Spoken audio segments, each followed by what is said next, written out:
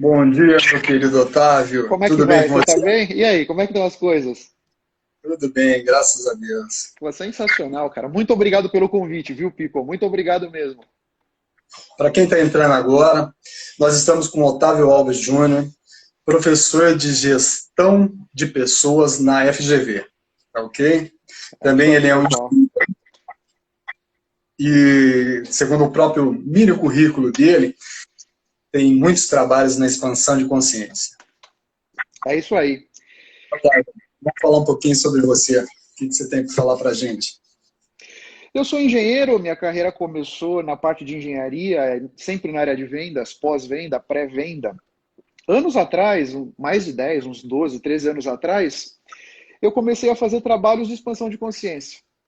E comecei a perceber que a expansão de consciência sempre foi uma coisa fundamental na minha vida. Tanto na minha vida pessoal quanto na minha vida profissional.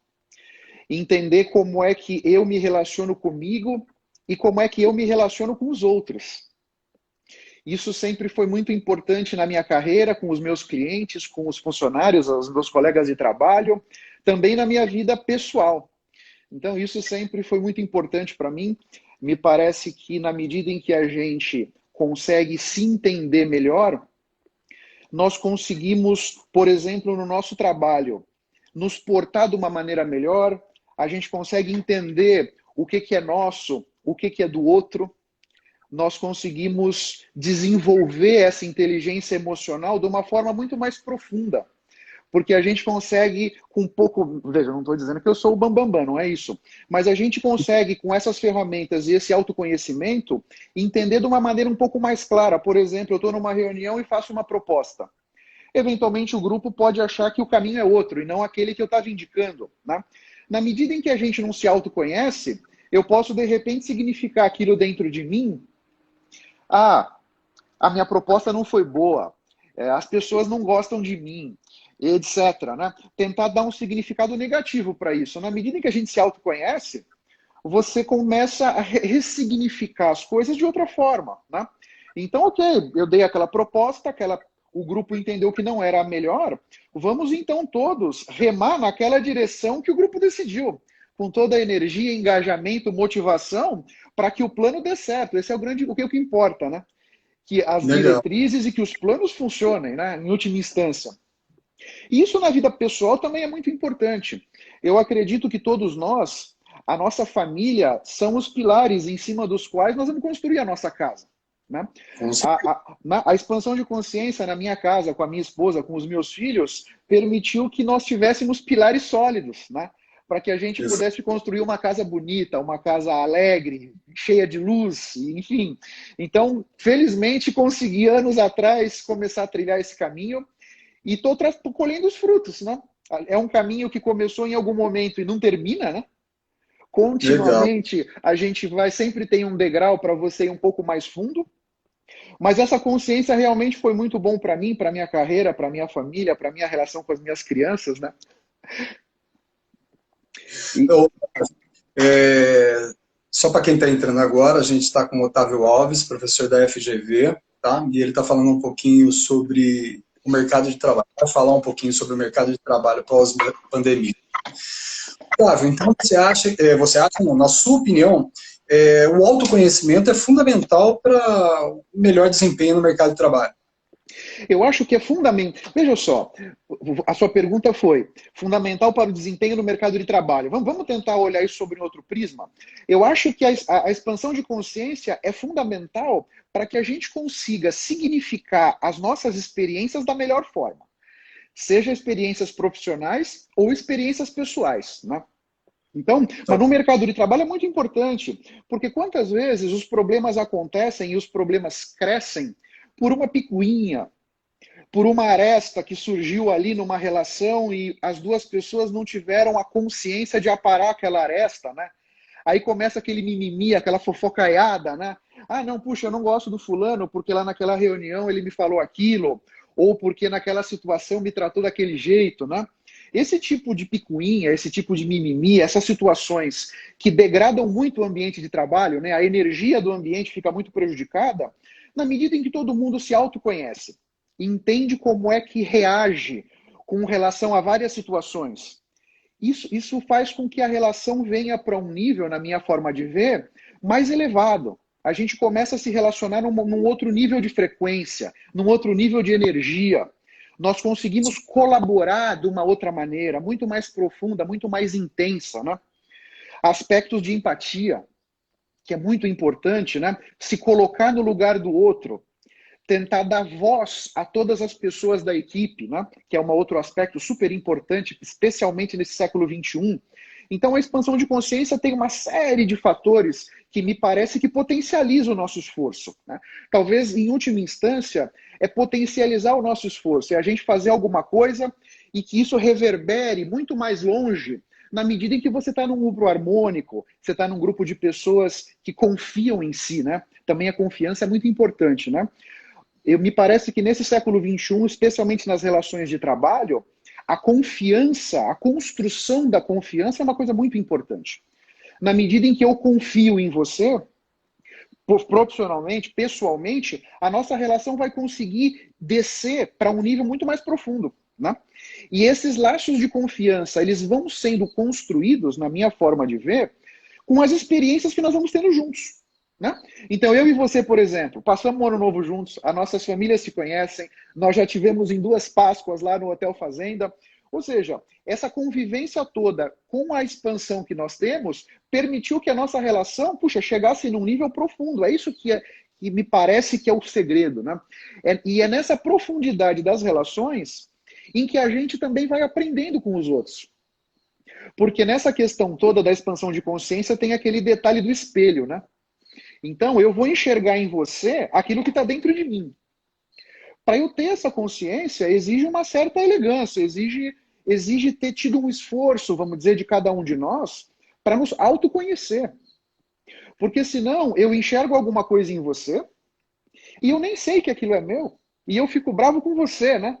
De alguma maneira, né? Não é? De alguma maneira, quando eu enxergo alguma coisa em você que me incomodou, eu tendo a ficar pé da vida com você. Pô, esse cara é chato, né? Puta, esse comentário que ele fez, pô, olha que coisa feia. Na verdade, estava dentro de mim aquilo, né? Eu só enxerguei refletido em você. Então, essa questão do espelho, que me parece que é uma grande ferramenta de expansão de consciência, ela vai estar mais presente na medida em que as nossas relações com as pessoas que a gente convive sejam mais profundas e sejam mais reais, né? Porque eu e você, nós podemos conviver por anos, cada um com a sua máscara, né? Exatamente. E nós nunca vamos, nunca entre aspas, né? Nós nunca vamos, de fato, conhecer quem somos. A expansão de consciência permite que a gente tire as máscaras e seja autênticos conosco e com as pessoas que estão à nossa volta. Isso me parece que é fundamental para essa construção das relações de confiança, que vão levar, aí no caso específico do trabalho, a muito mais produtividade, ideias muito mais criativas, soluções muito mais inovadoras para que essa empresa possa encantar os clientes e conseguir prosperar nesse mundo desafiador aí pós-pandemia, né? Sem dúvida. Otávio, esse momento que estamos vivendo hoje é um momento que a gente pode ter um grande aprendizado, não é verdade? Olha, eu penso assim, a nossa vida, obstáculos, adversidades e problemas vão sendo colocados na nossa vida para que a gente aprenda com eles, né? Essa é a maneira que eu significo essas minhas experiências.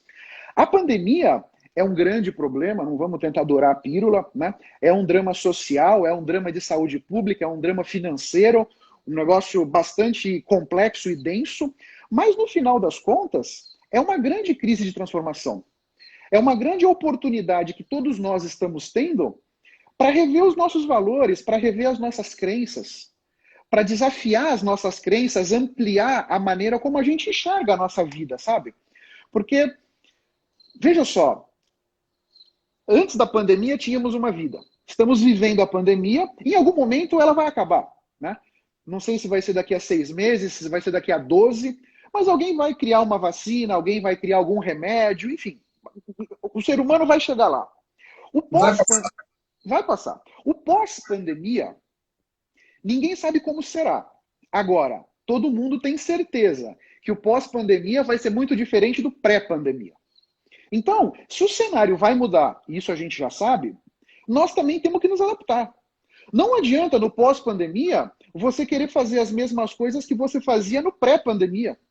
Porque mudou completamente. O ambiente de negócios mudou, a forma de nos relacionarmos mudou, a forma de trabalhar mudou, os modelos de negócio mudaram, tudo mudou, tudo está mudando. E está mudando muito rápido. Esse é um ponto importante, eu acho, pensando no trabalho. As coisas estão mudando numa velocidade alucinante, porque tudo está mudando ao mesmo tempo. Então, a educação mudou. E aí não só a pós-graduação, mas também a escola, a faculdade, tudo mudou, tudo veio para o digital, tudo se digitalizou, né? Então a educação mudou, a forma como a gente compra e consome as coisas mudou, a medicina mudou. Durante anos, os planos de saúde, hospitais, já tinham a telemedicina, a tecnologia já existia.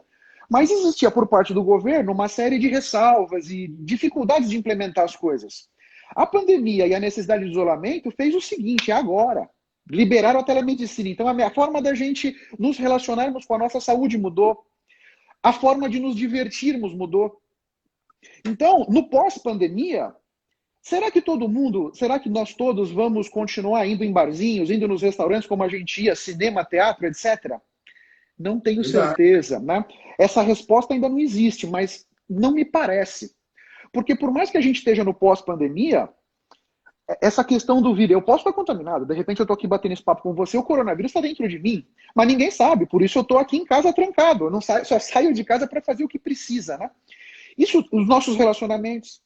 Então, tem um exemplo, eu gravei um vídeo essa semana e citei esse exemplo, foi muito interessante.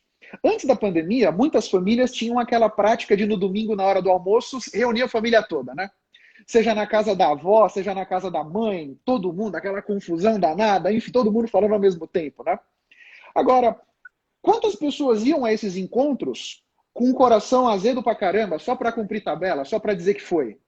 Hoje, semanas de isolamento, quantas pessoas pagariam para ter essa oportunidade de estar na casa da mãe, de estar na casa da avó, com os familiares, abraçando todo mundo? Então, no meio dessas mudanças todas, é uma oportunidade que a vida está nos dando para entender o que de fato é importante para nós.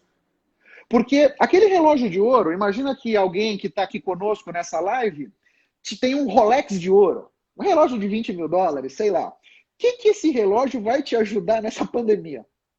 Nada. Nada. Agora, o seu nível de empatia, o seu nível de autoconhecimento pode te ajudar muito.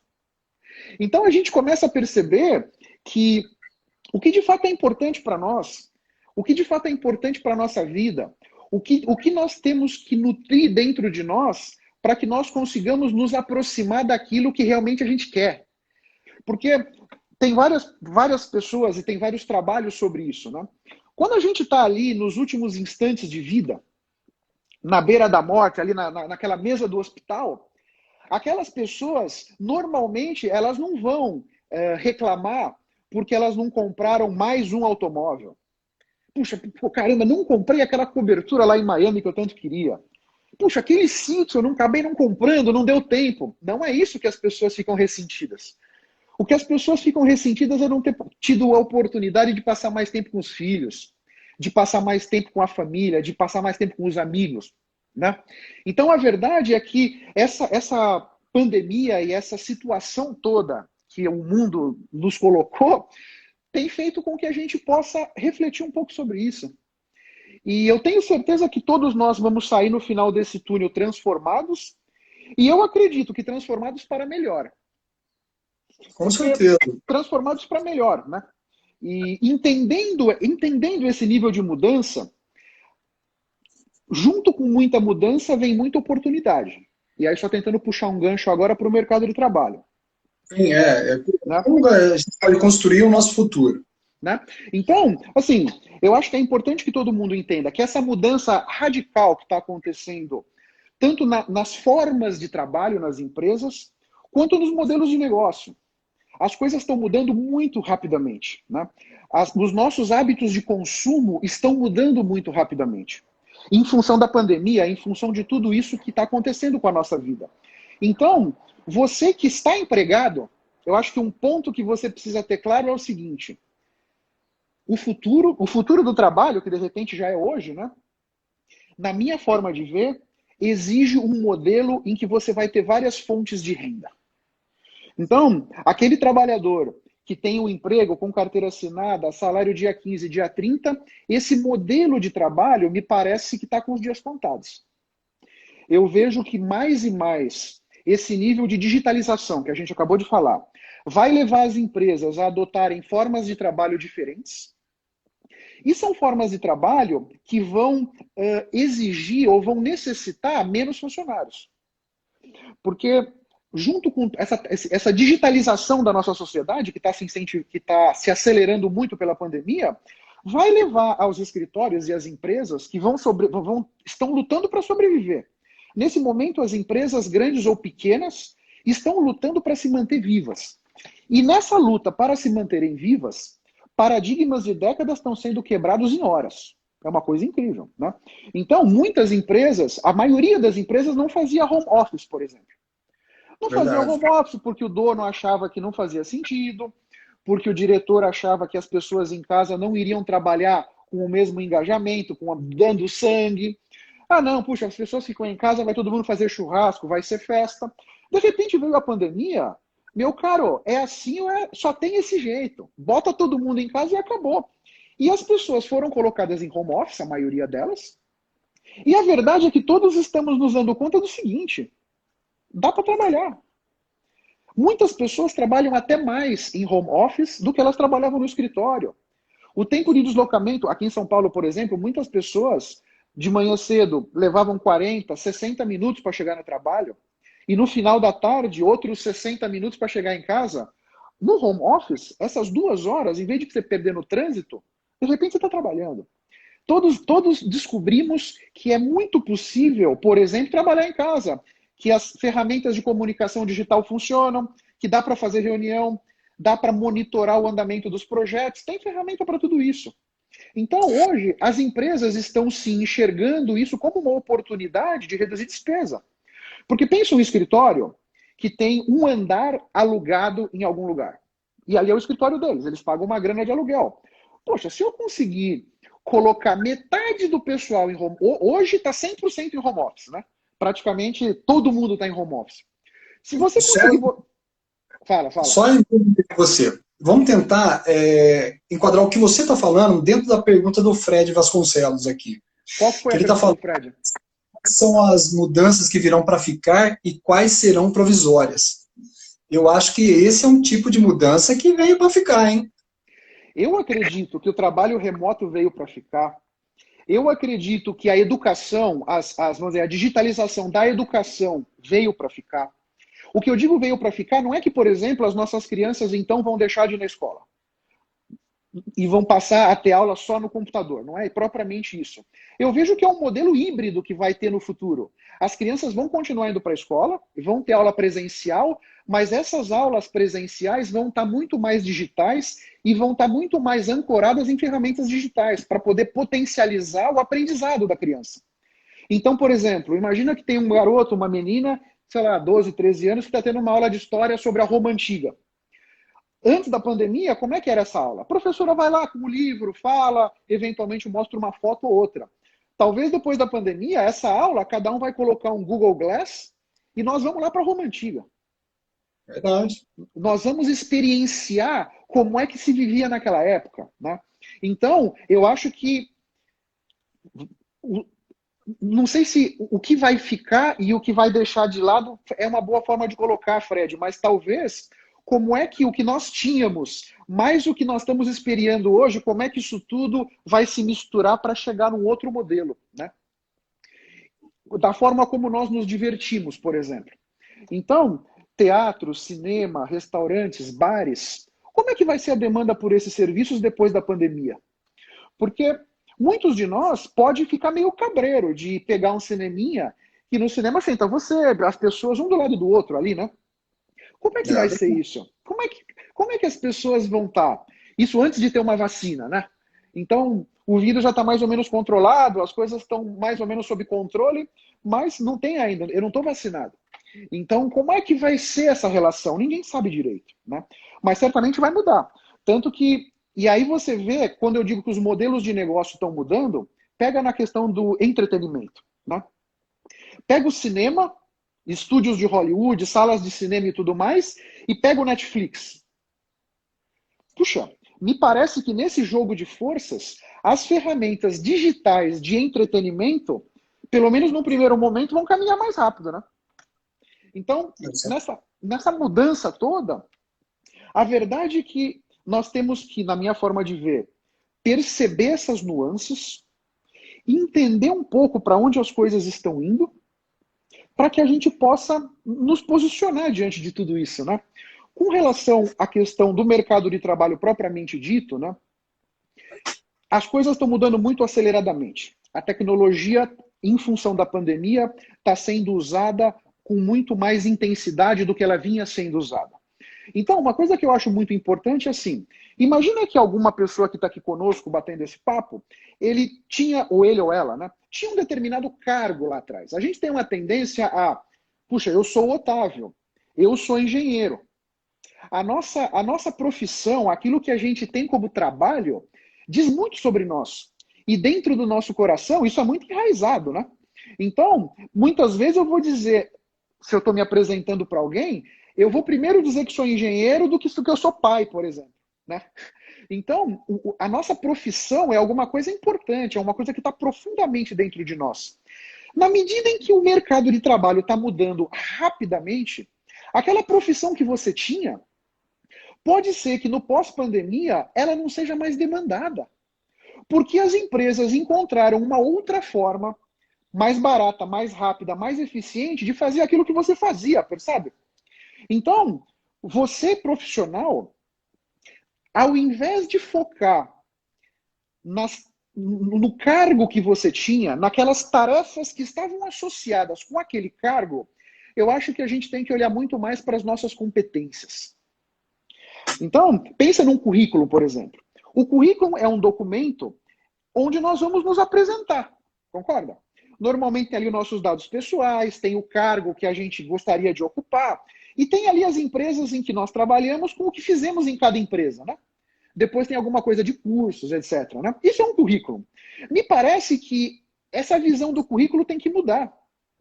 Ao invés da gente descrever as empresas onde trabalhamos e as tarefas que fazíamos nessas posições, a gente deve olhar para as competências que nós temos. Porque aquelas tarefas podem hoje estar sendo feitas por um algoritmo. De repente é um Otávio, computador que está fazendo, sabe? você deu uma deixa boa aí. A Rose Liotti, ela está perguntando exatamente isso. Quais são as competências necessárias nesse novo formato de trabalho? Uhum. Olha só, como é que ela chama? Rose Liotti. Rose Liotti. Rose, veja só. Eu enxergaria isso sobre um outro prisma. Eu olharia para dentro de mim para identificar quais competências eu tenho. Esse é o caminho que eu faria. Que competências eu tenho? Elenque as competências que você tem. E identifique dentro de você aquilo que você quer fazer do fundo do coração. Nesse século XXI, nesse pós-pandemia, me parece que nós vamos encontrar a nossa realização profissional e financeira fazendo aquilo que a gente gosta. Nesse século XXI, o lado direito do cérebro é que manda. Então, nós vamos conseguir vender os nossos serviços se a gente, de fato, está apaixonado por aquilo. A gente tem que conversar com os nossos clientes, o olho tem que brilhar. É esse tipo de conexão que nós temos que buscar. Então, não é quais competências serão demandadas. O que você gosta de fazer? Então, pega, por exemplo, vamos pegar um exemplo aqui de uma pessoa que gosta de cozinhar, ok? Então, eu sou um analista financeiro, é meu trabalho, e eu gosto de cozinhar. Eu acredito que a minha paixão é cozinhar, é isso que eu gosto de fazer. Eu trabalho como analista financeiro para pagar as contas. Como é que eu posso transformar essa minha paixão, nesse exemplo, cozinhar, poderia ser pintar quadros, poderia ser fazer algum artesanato, poderia ser músico. Como é que eu vou monetizar essa minha paixão?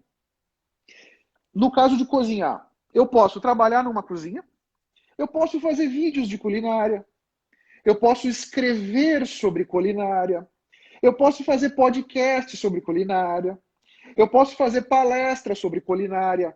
Entende, Rose? Então me parece que você deve encontrar aquilo que você gosta do fundo do coração e buscar maneiras de monetizar aquilo. Porque um outro aspecto disso aqui, Rosa, é o seguinte, lá no pré-pandemia, né, quantas pessoas trabalham, têm um emprego, têm alguma atividade e são infelizes? A gente fica um terço da nossa vida enfiado no trabalho.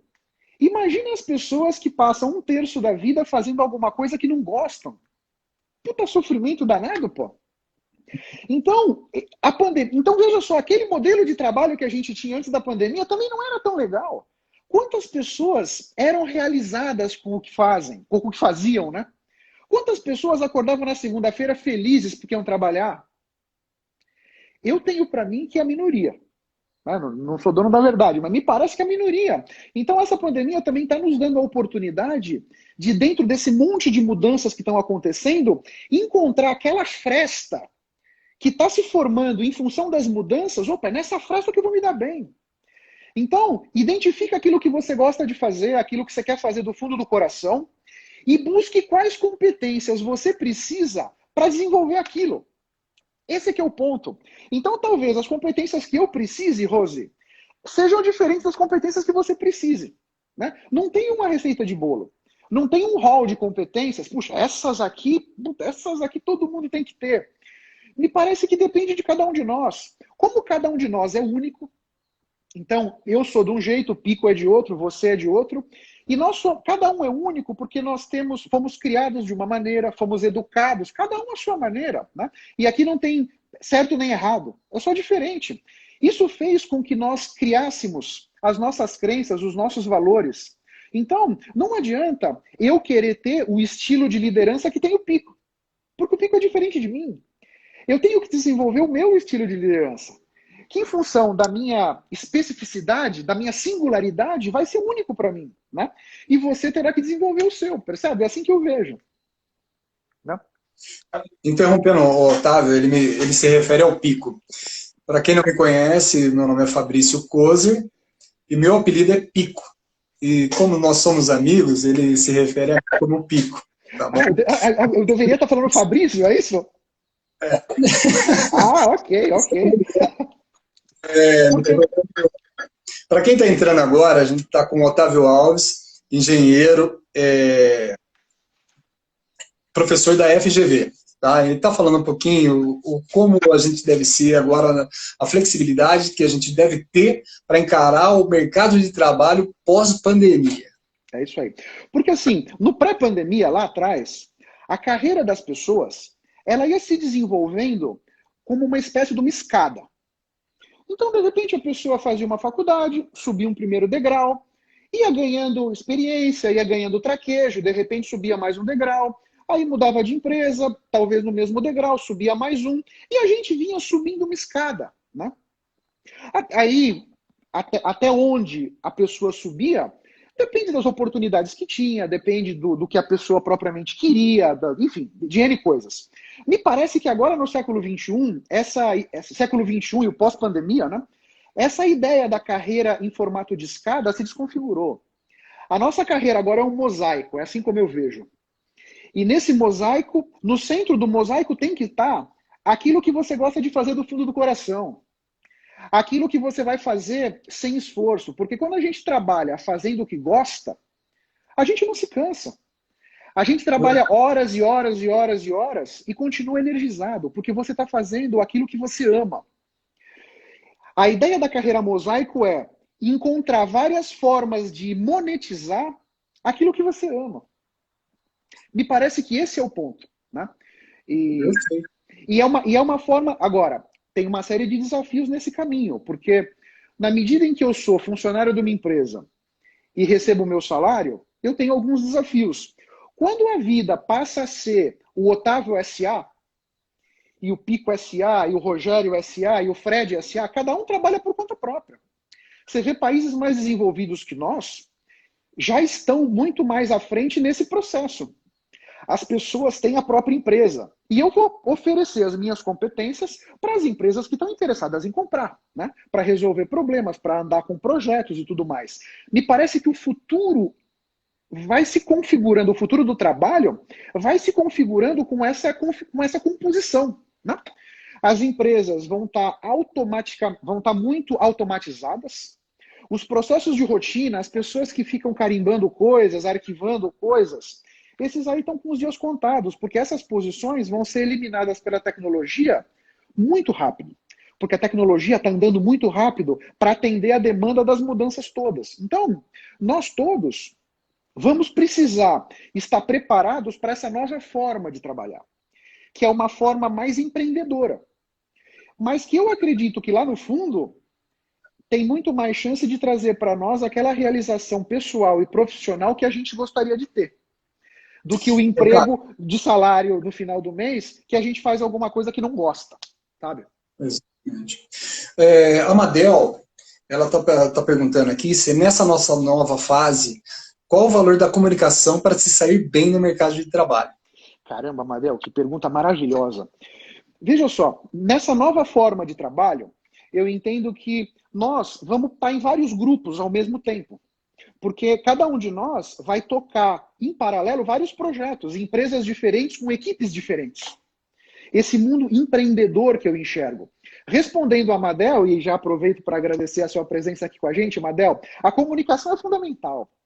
A comunicação é uma competência espetacular que vai fazer uma grande diferença na vida de todos nós, tanto pessoal quanto profissional.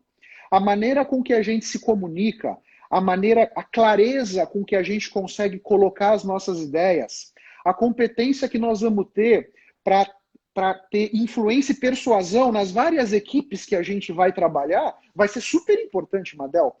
E aqui tem um tempero adicional nesse molho, que é o seguinte: a tecnologia vai permitir que nós trabalhemos com pessoas muito diferentes de nós, de outras cidades, de outros países, né? Então, nós vamos precisar de uma empatia muito grande, de uma inteligência emocional muito apurada, para conseguir entender essas várias personalidades dessas pessoas completamente diferentes que vão estar na nossa equipe e nos comunicar de uma maneira assertiva. Muito boa pergunta. Otávio, a Sofia Catiari, acho que você conhece. Conheço. Ela tem alguma dica para jovens que vão ingressar no mercado de trabalho pós-pandemia?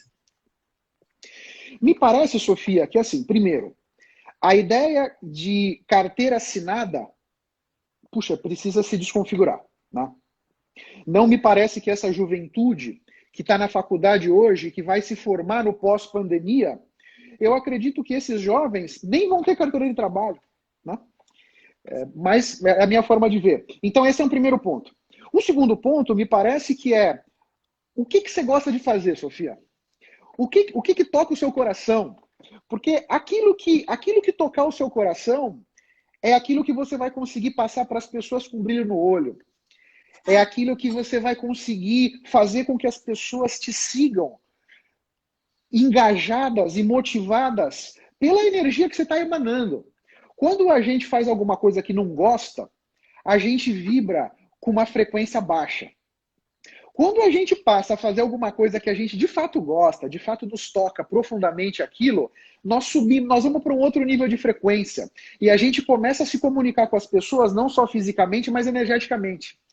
Esse é o caminho, me parece, Sofia. Que você encontre aquilo que você gosta de fazer do fundo do coração e se dedica para isso.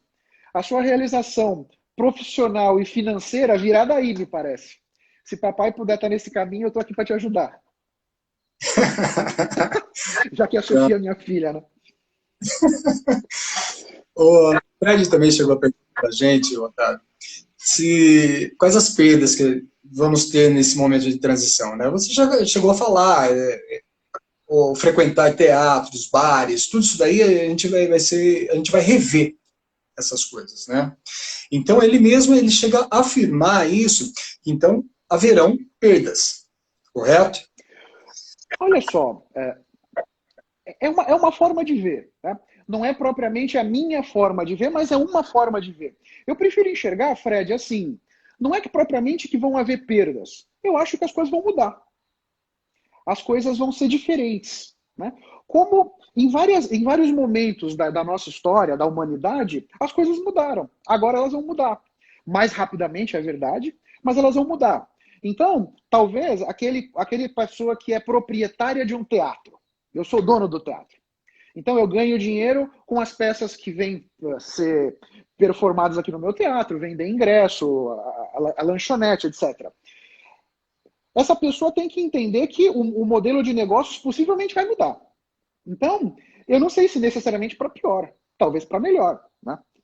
Mas essa pessoa vai ter que entender que o mundo está mudando e ela vai ter que se adaptar. Ela vai ter que procurar se reinventar. Esse é um momento que a humanidade está sendo colocada numa situação em que a criatividade é muito importante, né? E todo mundo entender, tem aquela história do sair do quadrado, né? Eu acho que a questão principal não é sair do quadrado. A questão principal é que todos entendamos que não tem quadrado. Esse quadrado que a gente acha que está dentro, a nossa mente é que criou esse quadrado. Porque, na verdade, o impossível existe apenas para aquele que crê na impossibilidade. Esse quadrado em volta da gente só está lá para as pessoas que acreditam nisso aí. Então, Fred, nesse sentido, eu acho que essas mudanças todas, a maré está subindo mais para uns barcos do que para outros barcos, eu concordo com você nisso. Agora, esses barcos que de alguma maneira não estão subindo tanto com a maré, eles precisam entender o que está acontecendo e se adaptar. E se adaptar para conseguir surfar a próxima onda. Porque a próxima onda virá. Né? Não é porque nós perdemos essa onda que perdemos a guerra. Não, não. Tem outras ondas que estão vindo. E a gente tem que estar posicionado para conseguir aproveitar essas oportunidades. É assim como eu vejo, né? Legal. Otávio, eu acho que dentro disso também, o Emanuel está perguntando se é possível viver de forma financeiramente bem quando não se valorizam a profissão a que a pessoa exerce. Uhum. Emanuel, né? Veja só, Emanuel, o que é viver financeiramente bem? Vamos lá. Então vamos tentar olhar isso de uma forma mais ampla, né? Porque você concorda que para você, Emanuel, viver financeiramente bem pode ser diferente do que é para mim, né? Mais cedo um pouco, a gente estava aqui batendo um papo sobre a experiência que a pandemia está trazendo para todos nós, no sentido de que a gente entenda o que é de fato importante para nós, né? Então, esse seu viver financeiramente bem certamente passa, suponho, né, por coisas que você compra e precisa e um padrão de vida que você gostaria de ter, né? É uma maneira de você repensar isso também, né? Será que todos nós precisamos, para ser felizes, daquela camisa de R$ 500? Será que a gente precisa de fato? Ou será que com uma camisa de R$ 50 a gente não pode ser feliz igual? Porque eu prefiro enxergar aqui, Emanuel, o seguinte: tudo que a gente precisa está dentro de nós. E já veio dentro de nós no nascimento. Basta a gente encontrar, mas está tudo aqui dentro. Então, eu acho que na medida em que você faz aquilo que você ama, vamos imaginar que o viver financeiramente bem na sua cabeça, só para tentar trazer um exemplo aqui, seja R$ 10.000. Né? Eu sou engenheiro, o número para mim sempre fica mais fácil. Imagina que para você R$ 10.000 significa viver financeiramente bem, tá? De repente, você pode concluir que várias daquelas coisas que você gostaria de comprar com seus R$ 10.000, elas não sejam tão importantes. Elas não contribuam tão decisivamente para a sua felicidade como você imaginou. Porque a verdade, Emanuel, é o seguinte: a felicidade é uma decisão nossa. Nós decidimos ser felizes a cada instante. Não importa aonde você está, não importa com quem você está. Você pode decidir, serei feliz ou não serei feliz. Então, a pessoa pode ser podre de rica. A pessoa pode estar financeiramente super bem, mas ser infeliz. Não ser realizada. Por mais que tenha dinheiro para comprar o que quiser. Do outro lado da gangorra, tem aquela família super humilde, que vive a família inteira num cômodo só, numa situação de grana super apertada. Mas eles são felizes. Então, na minha cabeça, o viver financeiramente bem não é importante. Essa é a minha forma de ver, eu comigo. O importante é que eu seja feliz. O importante é que eu faça coisas que tragam para a minha vida um significado positivo. Isso é que é importante. Então, uma ideia para você dar uma olhada, o quão de fato importante na sua vida é viver financeiramente bem. Porque eu acredito que o dinheiro que a gente precisa, né? Ok, ninguém vai passar fome, não é disso que eu estou falando, né? Mas assim, você tem uma grana para morar em algum lugar, comer, se vestir de alguma forma, conseguir fazer as suas coisas, isso para mim é estar financeiramente bem, né? Agora, se você... Vamos imaginar que você não chegou nesse limiar. Você não chegou fazendo aquilo que você gosta, você não chegou naquele limiar de grana que você gostaria. Só que o seu coração, ele tá pleno, cara. Sua vida tá plena. Porque você tá fazendo alguma coisa que você gosta do fundo do coração. Que cada instante que você passou ali tá te energizando. Mais do que dinheiro, cara. É uma coisa intrínseca, que vem de dentro de nós. Sabe? Então, o sucesso vem de fora para dentro.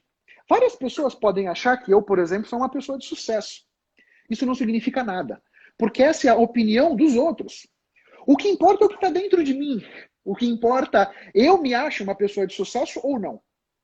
Isso é o que importa, né? Por exemplo, o Pico, o Fred, o Rogério, que estão aqui na live, eles podem me achar uma pessoa de sucesso.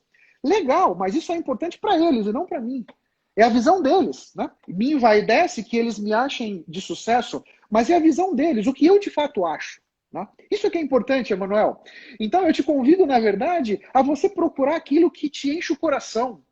Por mais que isso, num primeiro momento, não vá te dar tanto dinheiro, mas o seu coração vai estar pleno. Isso me parece que é mais importante do que estar cheio de grana com uma vida fútil, uma vida meio sem sentido, sem significado. Essa é a minha crença, né?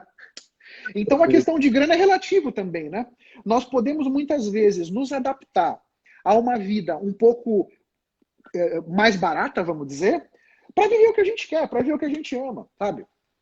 Essa é a real. Legal. Sabe? E assim, esse fazer o que a gente ama, pode ser que venha nos trazer um futuro próspero de grana, mas certamente vai nos trazer um futuro próspero em termos de sentimento, realização, sabe? O coração tá cheio de amor, entende? Me parece que isso é mais importante que a grana. Legal. Otávio, estamos falando, para quem está entrando agora, né? A gente está falando com Otávio Alves, né, professor da GV de Gestão de Pessoas. Tá? Também é um executivo internacional e um grande amigo meu. Otávio, a gente está com, eu acredito que seja engenheiro Lucas aqui, que ele é aluno de gestão de pessoas.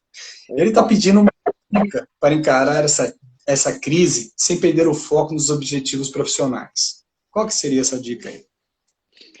Olha só, Lucas, eu acho assim, o nosso foco é muitíssimo importante para a nossa vida. E a cada instante da nossa vida, a gente escolhe onde vai colocar o nosso foco. Isso é importante. É uma responsabilidade de cada um de nós. Então, aonde a gente escolher colocar o nosso foco, aquilo vai florescer dentro de nós.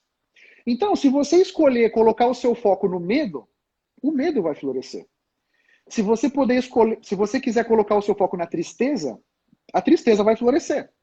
Se você escolher colocar o foco na alegria, a alegria vai florescer. Então, primeiro, é uma responsabilidade sua e pensa seriamente onde você está colocando o seu foco. Esse é o primeiro ponto. Né? Um outro aspecto do seu foco é, você pode focar em coisas que você controla ou em coisas que você não controla. Decisão sua. Então, nesse maremoto que todos nós estamos vivendo, tem uma série de coisas que a gente controla. Tem outras que a gente não controla. Procura focar naquelas que você controla.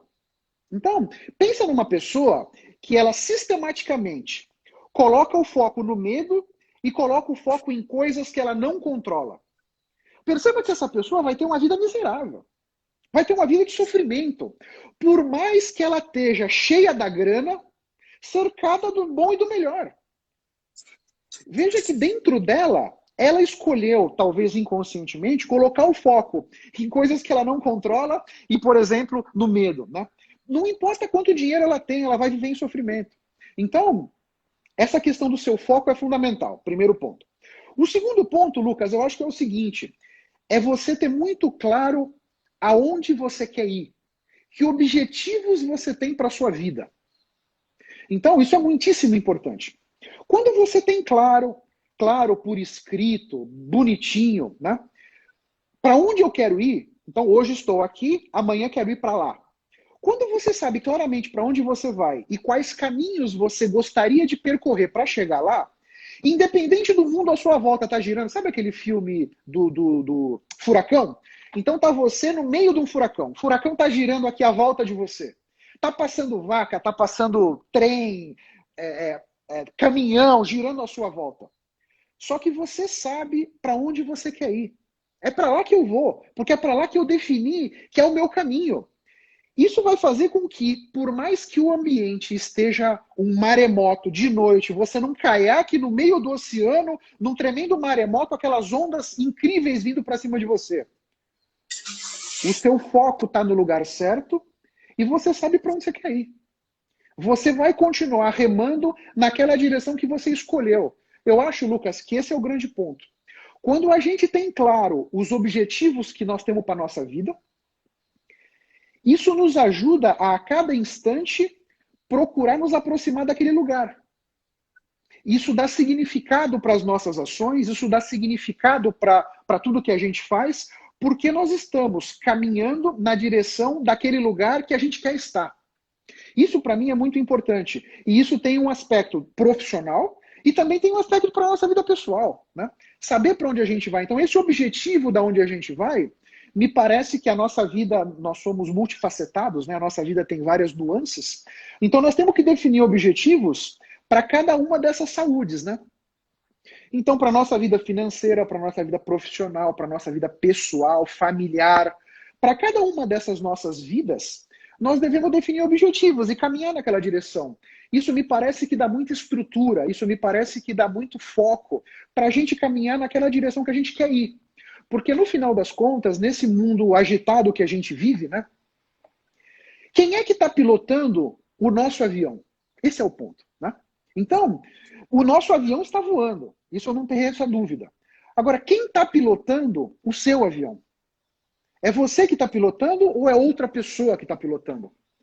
Na medida em que você permite que uma outra pessoa pilote o seu avião, você está delegando para essa pessoa os destinos da sua vida.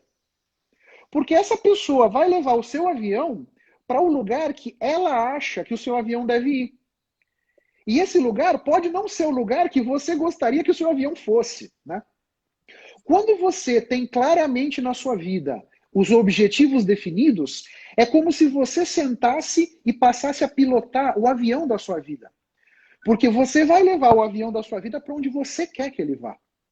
Entendeu? Então, me parece, Lucas, que esse é o grande ponto. Onde você coloca o seu foco e que objetivos você tem, sabe?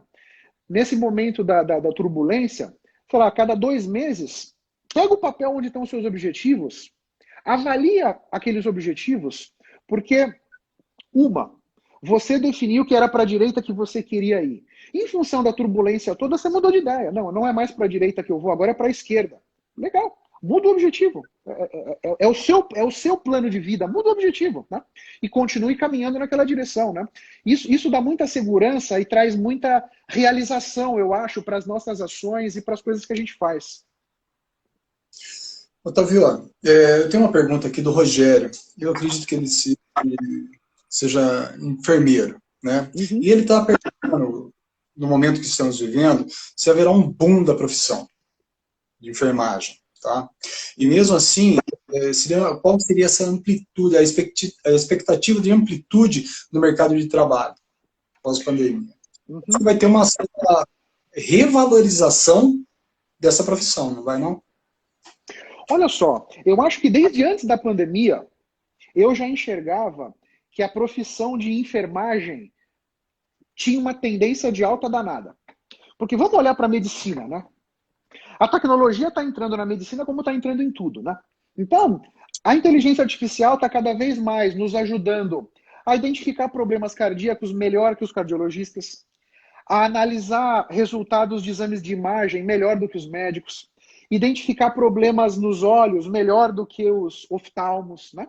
Então, o médico, me parece que nesse campo de batalha, ele está numa posição mais desafiadora do que o enfermeiro. Porque o médico, ele vai precisar se reinventar muito para conseguir se manter relevante. Porque se o computador consegue fazer um exame diagnóstico de um ecocardiograma, por exemplo, melhor que o cardiologista, quem é que vai precisar do cardiologista amanhã?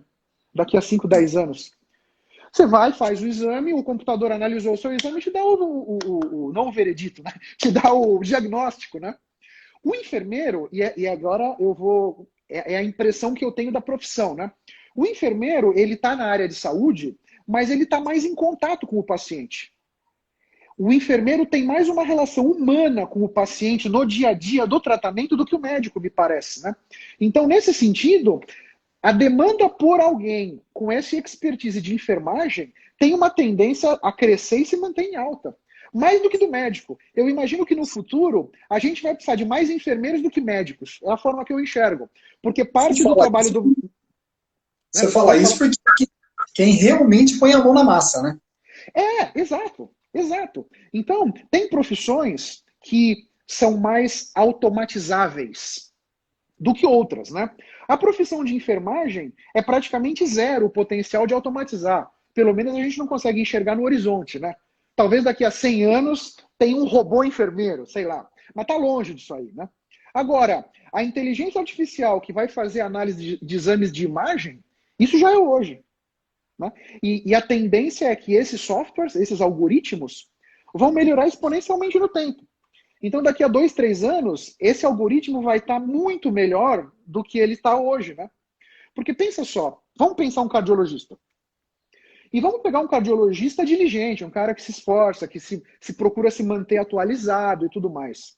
Como a inteligência artificial, os algoritmos, eles vão ter todos os trabalhos de cardiologia que já foram publicados em todos os congressos do mundo na base de dados.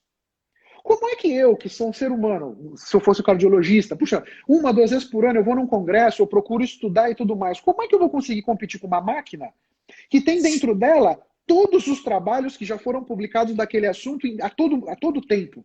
Você concorda? Difícil, né? Exato.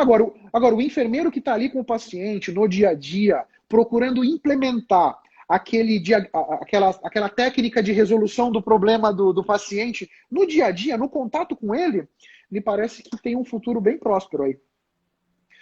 Bem próspero. Claro que é uma profissão que também vai precisar estar atenta, né? Porque a tecnologia vai chegar e outras técnicas, outros equipamentos, um outro tipo de competência vai precisar ser desenvolvida. Mas me parece que o futuro dos enfermeiros é bastante bom, viu? Bastante róseo, vamos dizer. Legal.